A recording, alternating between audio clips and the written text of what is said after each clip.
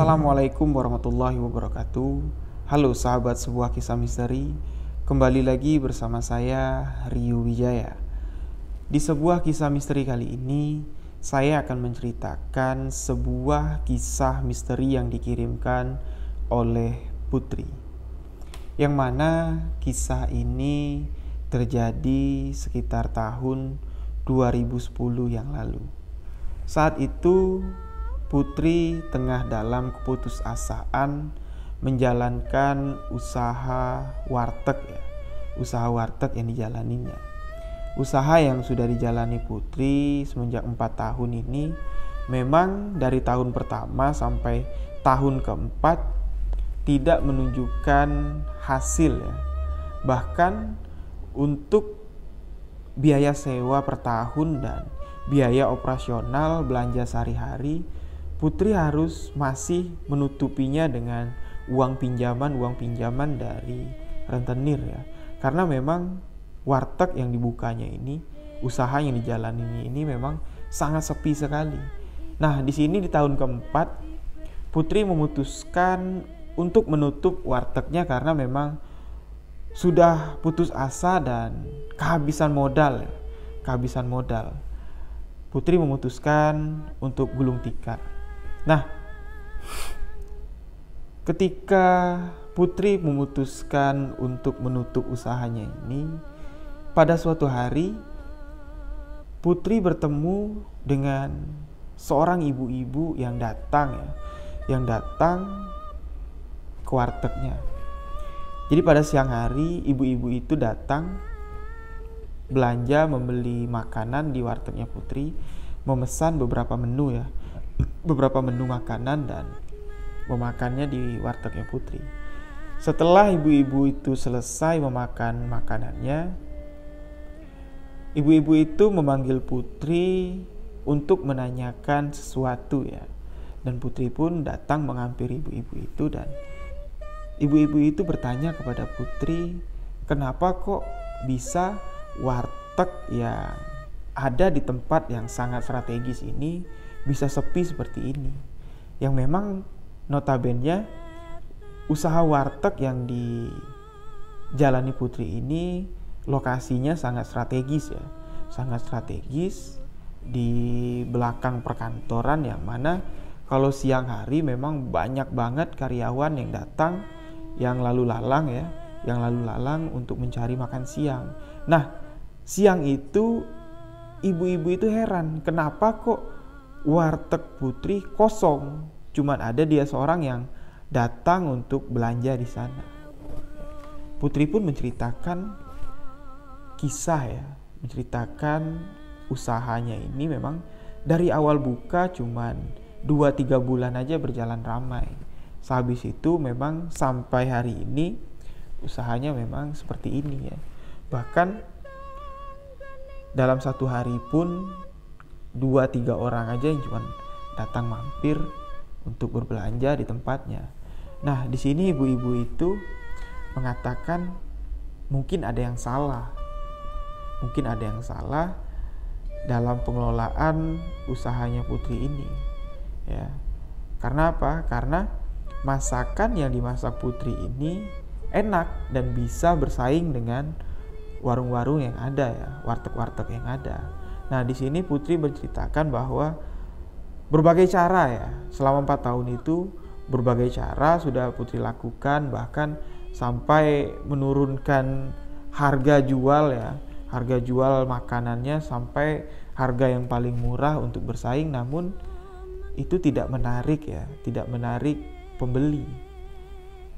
Di sini Putri menceritakan bahwa tahun ini tahun keempat dan masih tersisa sekitar 6 bulan lagi ya, masih setengah tahun lagi Putri akan menutup usahanya.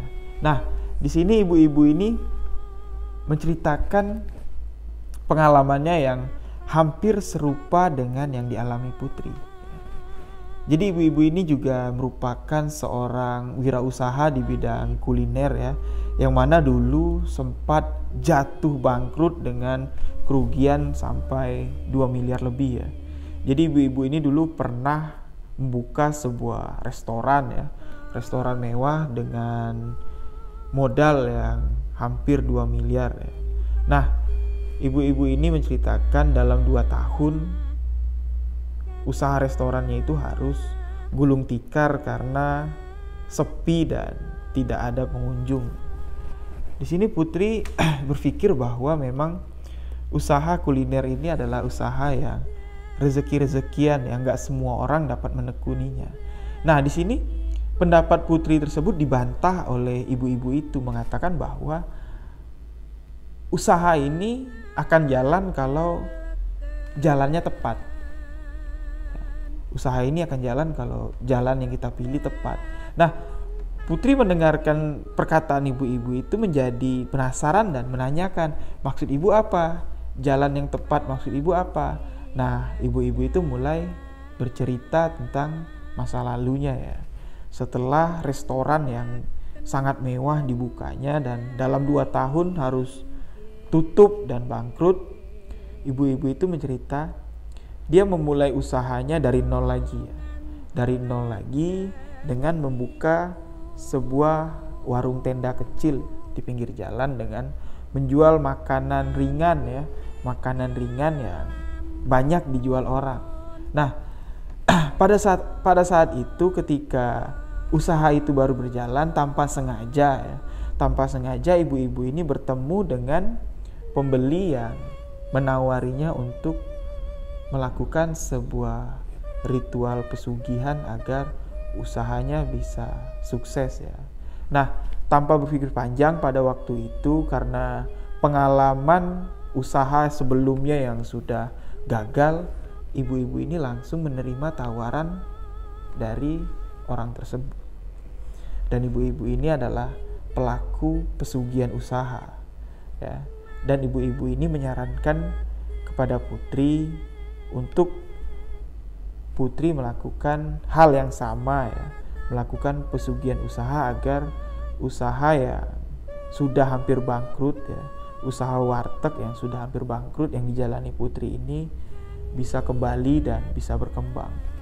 Ibu-ibu ini bercerita bahwa setelah ia melakukan pesugihan usaha ini, dalam waktu 3 tahun ya, usaha di warung tendanya ini sangat berkembang pesat dan membuka cabang di beberapa tempat bahkan sampai di luar kota, dan dalam 3 tahun dia meraih omset lebih dari 4 miliar, dapat menutupi kerugiannya yang di masa lalu.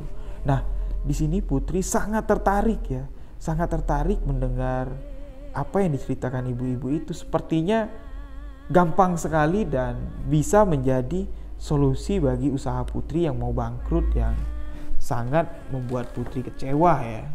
Nah, di sini ibu-ibu itu bercerita bahwa kalau Putri tertarik untuk melakukan pesugihan ini, Putri harus datang ke rumah ibu-ibu itu untuk dijelaskan secara langsung. Dan ibu-ibu itu meninggalkan sebuah alamat rumahnya ya, alamat rumahnya tinggal, dan meminta Putri kalau mau datang ke rumahnya pada Kamis malam Jumat. Setelah itu ibu-ibu itu pulang ke rumah dan Putri memikirkan tawaran dari ibu-ibu ini ya. Setelah berjalan beberapa hari, tepatnya pada hari Kamis malam Jumat, Putri memutuskan untuk pergi ke rumah ibu-ibu tersebut ya. Pada malam itu sekitar jam 8 malam Putri sampai ke rumah ibu-ibu tersebut yang mana rumahnya berada di sebuah komplek ya, di sebuah komplek perumahan mewah ya. Dan rumah-rumah di sana rumah-rumah boleh dikatakan rumah-rumah konglomerat semua dengan pagar-pagar tinggi, termasuk rumah ibu itu yang rumah yang sangat mewah sekali ya. Sampai Putri masuk ke dalam rumah, ternyata ibu-ibu itu tengah menerima tamu ya. Ada 3 orang ya, ada 3 orang tamu dan Putri diminta untuk bergabung bersama ibu-ibu itu ya, bersama ibu-ibu itu dan 3 orang tamunya. Dan 3 orang tamunya ini ternyata adalah sama-sama pelaku usaha yang tengah mengalami krisis dan hampir bangkrut, yang senasib ya, yang senasib dengan Putri. Jadi di ruangan itu ada 4 orang, Putri dan dengan 3 orang lain dan ibu itu jadi 5 orang ya. Nah di situ mereka saling menceritakan permasalahan yang mereka hadapi ya. Termasuk Putri. Putri kembali menceritakan pengalaman dari 4 tahun dia menjalani usaha wartegnya ini memang sama sekali tidak mendapatkan untung ya. Bahkan setiap tahun dia harus meminjam uang dengan rentenir untuk membayar sewa untuk tempat wartegnya ini. Bahkan yang lebih parah lagi ya, salah satu orang yang datang ke sana sudah meminjam uang ya lebih dari 2 miliar untuk mempertahankan usaha yang gak kunjung-kunjung ramai. Nah, di sini mulailah ibu-ibu itu membuka pembicaraannya, masalah tentang pesugihan usaha tadi ya. Di sini Putri dan 3 orang lain mendengarkan bahwa pesugihan yang dilakukan ibu-ibu ini adalah mendatangi sebuah gunung ya, sebuah gunung. Di sini Putri nggak memberitahu ya di mana letaknya, tapi di situ Putri hanya menuliskan bahwa di sebuah gunung. Ibu-ibu ini datang dengan seorang juru kunci yang mana sebelum datang ke sana, juru kunci ini sudah menentukan hari dan apa aja sesajen perlengkapan yang harus dibawa ke sana. Dan ibu-ibu itu bercerita perjalanan ke sana untuk melakukan ritualnya dan selesai melakukannya sekitar 3 hari ya. 3 hari, jadi bermalam di sana sekitar 2 malam dan perjalanan bolak-balik itu sekitar 1 harian, jadi totalnya 3 hari 3 malam. Dan ritual di sana selama 2 malam itu adalah ritual memanggil yang memiliki pesugihan usaha ini, dan itu dilakukan oleh juru kuncinya. Nah di sini ibu-ibu itu bercerita bahwa tidak ada biaya yang dipinta oleh juru kunci ini, hanya kita harus menyiapkan sesajen yang dipintanya aja ya, berupa minyak dan lain-lain lah, dan itu juga nggak terlalu mahal dan ongkos ke sana. Ibu-ibu itu bercerita dia habis sekitar 4 juta ya, 4 juta dengan ongkos, dengan mengasih uang tips ke juru kunci ini. Tapi dengan catatan satu, jika usahanya berhasil ya, juru kunci ini bakal mendapatkan persen dari usaha yang kita jalani ini. Nah, di sini ibu-ibu itu menceritakan kepada Putri dan 3 orang lainnya, selama 2 malam di sana dia disuruh untuk puasa muti dan bersemedi menyampaikan keinginannya untuk menjadi orang yang sukses dalam usaha ya, Dan di sini ibu-ibu ini menceritakan bukan hanya usaha kuliner aja yang bisa sukses, tapi yang bersangkutan dengan jual beli di sini juga bisa meraih kesuksesan ya.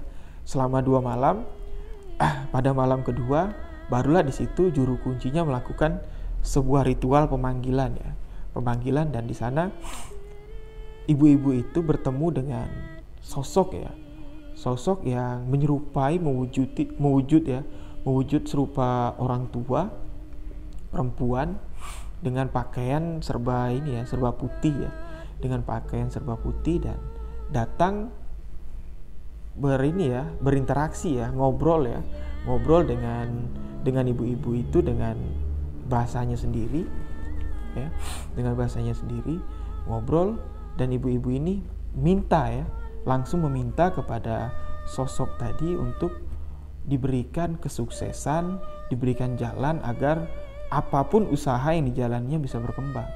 Nah, di sini sosok itu mengatakan bahwa semua itu bisa ya. Semua itu bisa dilakukan karena kamu sudah melakukan ritual-ritual yang ada di sini. Tapi dengan satu syarat ya. Dengan satu syarat, apa yang kamu minta ya, apa yang kamu minta akan saya beri, tapi kamu harus menjanjikan beberapa hal kepada saya. Sosok tadi mengatakan kepada ibu-ibu ini, ya intinya meminta tumbal seperti itulah ya. Di sini sosok itu memberikan dua pilihan kepada ibu-ibu itu. Pilihan pertama, menumbalkan seseorang dalam waktu 1 tahun pertama. Ya, menumbalkan seseorang dalam waktu 1 tahun pertama, dan untuk tahun berikutnya boleh digantikan dengan kerbau. Ya, jadi untuk 1 tahun pertama harus menumbalkan nyawa seseorang ya, dan di tahun-tahun berikutnya bisa digantikan dengan kerbau ya, dengan hewan. Nah, dan pilihan kedua adalah ibu-ibu ini harus mengajak orang untuk melakukan pesugihan ya, mengajak orang untuk melakukan pesugihan dan menikah ya, dan meninggalkan suaminya. Jadi gini, kalau ibu-ibu ini ada suami, dia harus berpoligami ya, harus menikah lagi sampai 2 kali ya, jadi harus memiliki 3 orang suami ya. Jadi harus mengajak orang untuk bergabung ke pesugihan ini dan harus menikah sebanyak 3 kali ya. Nah, di sini ibu-ibu itu memilih untuk melakukan pilihan yang kedua ya, karena dia nggak mau menumbalkan nyawa seseorang, jadi dia memilih untuk mengajak orang untuk ikut pesugihan dan menikah lagi. Bahkan nyatanya ibu-ibu ini memiliki 5 orang suami ya. 5 orang suami yang notabene memang para pria-pria itu cuma mengincar harta ibu-ibu ini aja. Memang hartanya memang sangat berlimpah ya, sangat melimpah. Kayanya memang nggak ketulungan kata orang ya. Nah, di sini ibu-ibu ini telah menjalankan pesugihan ini kurang lebih selama 10 tahun ya. 10 tahun. Nah, di sini ibu-ibu ini menjelaskan kepada orang-orang yang ada ini, ketika kita sudah memilih perjanjian mana yang kita ambil, kita bakal diberikan semacam jimat ya, seperti potongan kayu sepanjang ini ya, dan itu harus dibungkus dengan kain 3 warna dan dipegang kita bawa untuk usaha ya. Dan di situ ibu-ibu itu bercerita bahwa setelah dia melakukan perjanjian itu dan mendapatkan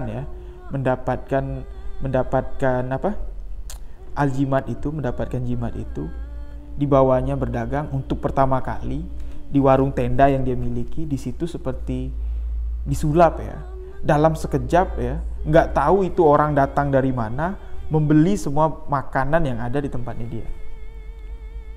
Di hari kedua bahkan ada yang memesan dengan jumlah yang banyak untuk disiapkan di kemudian hari, dan seterusnya seperti itu. Dan di sini yang anehnya, ibu-ibu itu bilang keuntungan dari dagangan dia ya sepertinya kalau kita dagang, misalnya dagangan kita bisa kita hitung ya. Nih misalnya kita siapkan 50 porsi dan keuntungannya pasti dapat sekitar 200.000 atau 300.000 ya.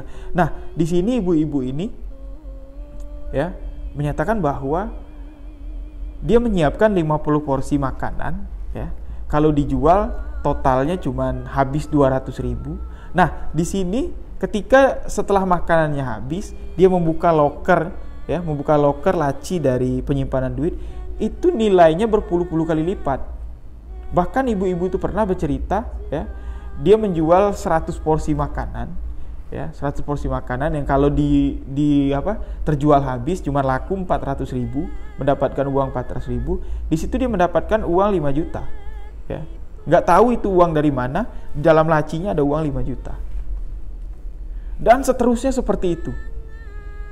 Dimanapun dia melakukan tempat usaha ya, asalkan jimat yang dipegangnya ada ya, itu di mana dia memegang jimat itu di tempat usahanya, uangnya berkali-kali lipat.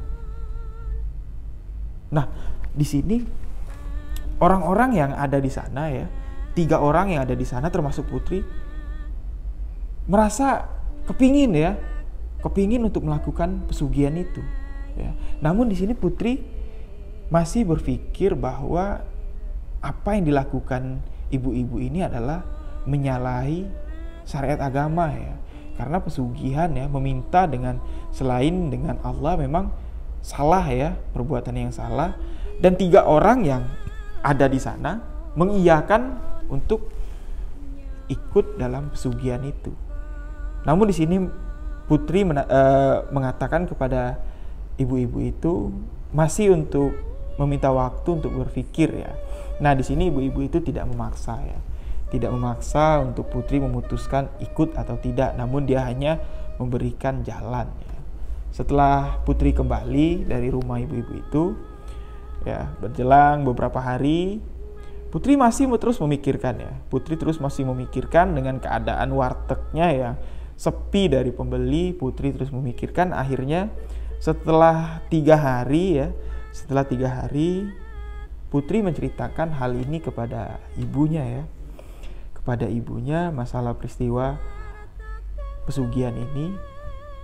Dan di sini ibunya putri menasihati putri bahwa sebenarnya keputusan putri untuk menutup wartegnya adalah keputusan yang tepat. Karena Allah nggak ngeberikan rezeki putri di jalan itu. Ya, jadi ibunya putri mengatakan bahwa ya udahlah, tutup aja lah wartegnya. Memang udah 4 tahun dijalankan, bukannya untung yang dapat, malah hutang yang dapat. Tutup aja wartegnya, buat apa berpikir untuk melakukan hal yang enggak, apalagi sampai mengikuti pesugihan. Itu sudah perbuatan yang salah. Jadi jelas ya, di sini ibunya putri menyuruh putri untuk tidak mengikuti melakukan pesugihan. Namun di sini putri masih kepikiran dan merasa malu ya, kalau harus menutup wartegnya, harus membeban utang, dan putri berpikir dari mana dia harus membayar utang-utang yang sudah ada itu. Nah, di sini dalam kebingungan putri, tiba-tiba ibu-ibu itu datang lagi ke wartegnya putri. Ya, datang lagi ke wartegnya putri seperti biasa, memesan makanan dan makan. Nah, setelah makan, kembali ibu-ibu itu memanggil putri untuk diajak ngobrol ya.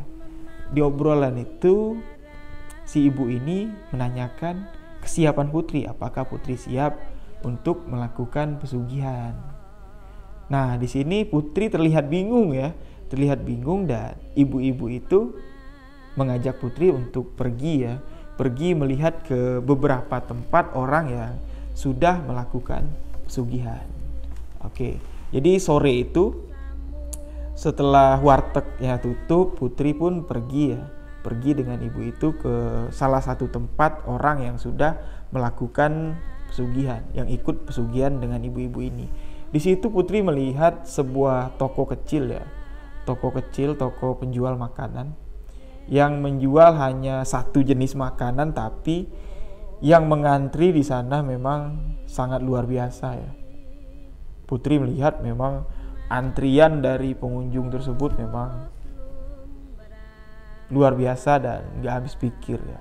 Bahkan putri untuk mencicipi makanan tersebut juga harus mengantri panjang, dan putri memutuskan untuk tidak meneruskan untuk mencicipi makanannya. Dan ibu-ibu ini pun mengajak putri untuk pergi ke tempat yang lain ya, ke tempat yang lain yang sudah melakukan pesugihan. Di sana putri melihat sebuah kafe ya, sebuah kafe yang terlihat sangat mewah lah ya, yang dengan desain kekinian. Di situ Putri melihat hampir semua meja di sana penuh ya. Padahal waktu itu masih sore ya. Hampir semua meja di situ penuh dengan karyawan yang lalu lalang sibuk mengantar menu makanan. Dan di sini ibu-ibu itu mengatakan 2 tempat yang didatanginya tadi adalah 2 tempat yang sudah hampir bangkrut pada 2 tahun yang lalu. Pada 2 tahun yang lalu tempat itu sudah hampir bangkrut, dan sekarang kamu bisa lihat mereka sangat kerepotan untuk melayani pembeli. Nah, di sini Putri mulai sedikit goyah dan berniat ingin melakukan pesugihan. Dan Putri menanyakan, kira-kira apa syarat yang harus dia lakukan untuk pergi mendapatkan pesugihan itu. Dan ibu-ibu itu mengatakan tidak ada perlu syarat yang aneh-aneh ya. Tidak ada perlu syarat aneh-aneh. Putri hanya perlu menyiapkan beberapa sesajen dengan nominal uang yang cukup terjangkau. Seperti yang sudah diceritakannya, dulu dia hanya bermodal 4 juta dan dia bisa mendapatkan pesugihan.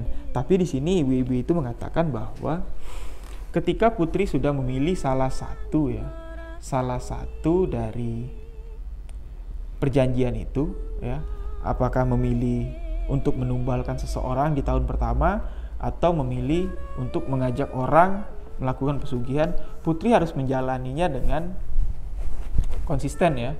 Dengan konsisten dalam arti kata, kalau untuk menumbalkan orang harus dilakukan, kalau enggak semua itu akan berdampak ke diri Putri sendiri. Sama juga dengan ketika Putri sudah berjanji ya, melakukan perjanjian untuk membawa orang sebanyak-banyaknya untuk melakukan pesugihan, Putri harus melakukan itu. Seperti halnya ibu-ibu ini, ternyata ibu-ibu ini sudah lama memantau keadaan warteg Putri yang sepi pembeli.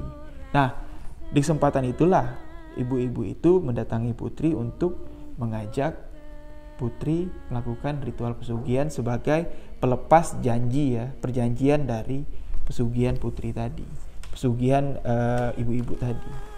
Nah, di sini Putri kembali meminta waktu untuk memikirkannya ya. 1 minggu berlalu, Putri sudah merasa yakin ya.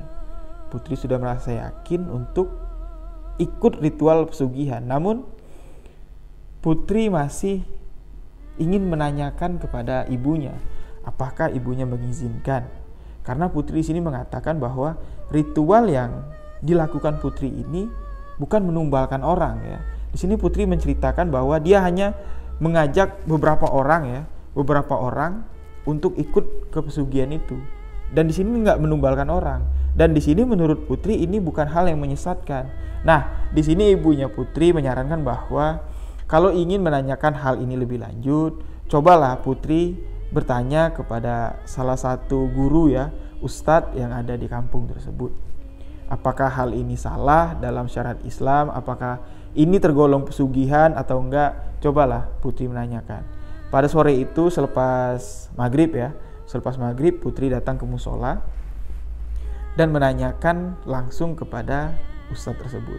Nah, di sini ustadz tersebut menyatakan, apapun yang kita lakukan, meminta selain meminta rezeki dari Allah itu sudah melakukan hal yang salah ya. Apalagi mendatangi tempat dengan membawa sesajen dan melakukan perjanjian itu sudah digolongkan sebuah pesugihan. Jelas itu adalah hal yang salah. Nah, di sini ustadz tersebut menyarankan Putri untuk tidak ikut ke sana ya, tidak ikut melakukan ritual pesugihan tersebut, dan Putri diberikan segelas air yang sudah dibacakan ayat ruqyah dan disuruh Putri untuk meminumnya. Ya. Dan Pak Ustadz ini meminta Putri datang ke tempat orang pelaku pesugihan ya, yang sudah didatanginya dengan ibu-ibu itu, dan setelah itu Putri diminta datang ke rumah ibu-ibu tersebut. Tapi jangan masuk ke rumah, cukup melihat rumah itu dari jauh aja. Ya. Cukup melihat rumah itu dari jauh aja dan Putri disuruh datang ke tempat orang pelaku-pelaku usaha pesugihan tadi. Keesokan harinya ya, Putri menutup wartegnya dan Putri langsung pergi ke tempat orang-orang pelaku pesugihan ini. Ya, Putri datang ke tempat pertama yang warung kios dengan pembeli yang mengantri panjang. Sesampai di sana, Putri sangat terheran-heran. Putri sangat terheran-heran dan Putri sangat terkejut ya, melihat apa yang dilihatnya. Ternyata di sana Putri melihat yang dijual oleh pedagang tersebut adalah yang dilihat oleh Putri ya, makanan yang seperti makanan yang nggak layak ya, yang nggak layak untuk kita konsumsi ya, seperti udah membusuk dan banyak belatung dan lalar ya, diurungi laler. Dan di situ Putri melihat ada sosok tinggi besar ya, sosok tinggi besar tepat berada di atas atap tempat tersebut ya, jadi atap seng gitu. Nah, Putri melihat ada sosok tinggi besar pada siang hari ini ya. Pada siang itu Putri melihat ada sosok tinggi besar dengan wajah yang sangat menyeramkan sambil menarik-narik orang yang ada di jalan. Jadi tangannya yang besar seperti menggiring orang untuk datang ke sana. Untuk datang ke sana. Jadi seolah-olah orang itu ditarik untuk datang membeli makanan yang ada di sana. Dan di situ Putri melihat penjual yang ada di sana atau pelaku pesugihan ini melihat kaki ya, kaki dan tangannya terbelenggu oleh gelang rantai ya, gelang rantai yang sangat panjang. Di situ Putri melihat tangan kakinya terbelenggu gelang rantai yang sangat panjang. Dan di situ Putri merasa ketakutan ya. Ketakutan dan Putri memutuskan untuk pergi ya, pergi menuju ke kafe yang sangat mewah itu. Nah, di sana Putri melihat sesuatu yang lebih mengejutkan lagi. Putri melihat begitu banyak ya sosok-sosok misterius yang ada di sana. Putri melihat ada beberapa anak kecil yang berkeliaran bermain-main di sana sambil menarik-narik orang ya, menarik-narik orang untuk datang ke sana. Dan Putri melihat makanan yang ada di meja ya, makanan yang ada di meja yang mau disantap orang itu seperti ada sosok anak kecil yang duduk di atas meja sambil meludahi makanan tersebut. Ya, jadi makanan yang sudah dihidangkan itu, ya, dilihat Putri ada sosok anak kecil seperti tuyul ya, seperti tuyul memiliki kuping yang panjang, duduk di atas meja sambil meludahi makanan-makanan tersebut. Nah, di sini Putri lebih terkejut lagi melihat orang-orang yang ada di sana ya, seperti pegawai-pegawai yang ada di sana itu seperti apa ya? Mereka seperti terbelenggu ya, seperti terikat rantai gitu. Nah, sama seperti dengan di warung yang pertama tadi. Ya, terikat rantai kaki dan tangannya seperti ada yang mengendalikannya gitu. Ya, Putri melihat itu langsung berpikir kalau memang pesugihan ini adalah jalan yang salah ya, jalan yang salah dan gak harus dia tempuh. Dan tempat ketiga yang didatangi Putri sesuai dari saran dari Ustadz tadi ya, yang memberikan air ruqyah kepada Putri untuk melihat rumah mewah milik ibu-ibu yang mengajak Putri melakukan pesugihan. Setibanya Putri tiba di rumah ibu-ibu tersebut, Putri sangat terkejut ya, melihat rumah yang mewah megah itu berubah menjadi seperti gedung tua yang sangat mengerikan ya. Jadi rumah yang terlihat mewah megah itu seperti rumah yang sudah kosong selama puluhan tahun ya. Jadi akar-akar yang merambat di dindingnya dan rumah itu gelap. Di situ terlihat jelas bahwa rumah tersebut merupakan sarang dari setan-setan yang untuk pelaris dagang pesugihan tadi. Banyak sekali Putri di sana melihat banyak sekali makhluk-makhluk aneh. Ada yang berbentuk tinggi besar, ada yang berbentuk kepala manusia tapi berbadan ular. Di situ Putri sangat ketakutan. sangat ketakutan ya. Sangat ketakutan dan putri memutuskan untuk pulang ke rumah. Dan beberapa hari putri tutup, wartegnya tutup dan putri buka kembali. Tiba-tiba ibu itu datang ya. Ibu-ibu yang mengajak putri untuk ikut pesugihan itu datang lagi ke tempatnya dan langsung mengatakan tutup poin, ya sudahlah, kalau kamu gak mau ikut jalan pesugihan ini, tapi kamu sudah tahu kan apa yang sebenarnya terjadi. Setelah berbicara seperti itu, ibu-ibu itu pun pergi dan putri pun memutuskan untuk menutup wartegnya sampai hari ini. Tapi alhamdulillah di sini putri bercerita, setelah wartegnya tutup, putri mendapatkan modal usaha dari ibunya untuk membuka laundry dan alhamdulillah sekarang putri sudah memiliki 4 cabang laundry dan bisa menutupi semua hutang-hutangnya yang ada. Oke, demikianlah cerita pesugihan ya. Cerita pesugihan yang hampir dialami oleh putri. Pesugihan yang seharusnya bukan menjadi jalan keluar ya.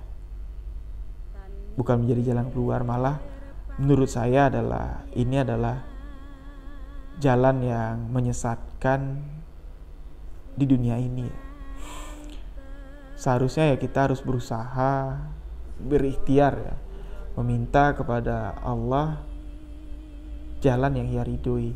Dan alhamdulillah ya, setelah putri memutuskan untuk tidak mengikuti pesugihan ini, putri menutup usaha wartegnya dan sekarang membuka laundry. Alhamdulillah di usaha laundrynya ini memang itulah rezeki yang diberikan Allah ya. Memang 4 tahun putri menjalankan usaha warteg ini adalah ujian dari Allah ya. Dan puncak ujian dari putri adalah ketika dia menerima tawaran pesugihan. Dan alhamdulillah putri lulus dalam ujian tersebut dan Allah memberikan nikmat yang berlimpah. Nah, di sini bisa kita ambil hikmahnya bahwa setiap ujian yang kita